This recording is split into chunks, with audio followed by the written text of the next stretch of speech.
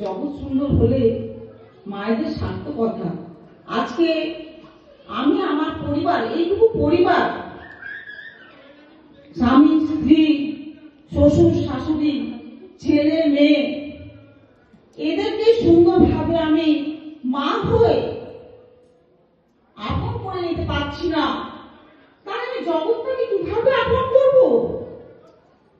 আজকে জগৎটাকে আমি আপন করবো কিভাবে?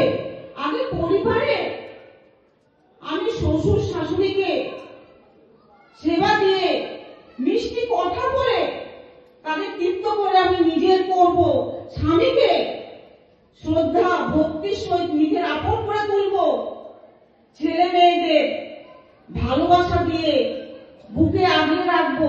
সন্তান কেননা আমি ওকে 10 মাস 10 দিন পেটে ধরে তারপর জন্ম দিয়েছি।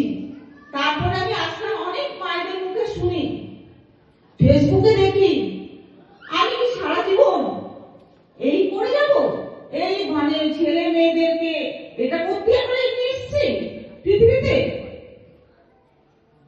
মা মা একটা কথা অর্থ, তার অনেক বিরাট দায়িত্ব। এই দায়িত্ব যদি আমি পালন করতে না পারি তাহলে আমি মা হয়ে ব্যর্থ। ঠাকুরকে ধরে আজকে আমি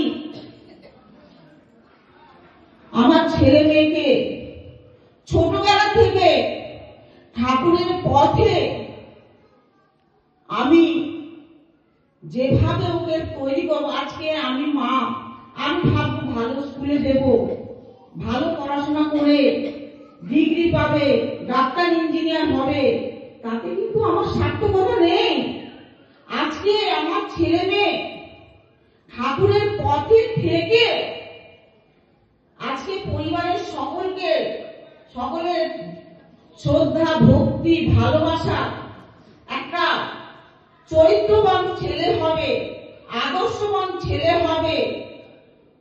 আর ডিগ্রি পেয়ে কি হবে?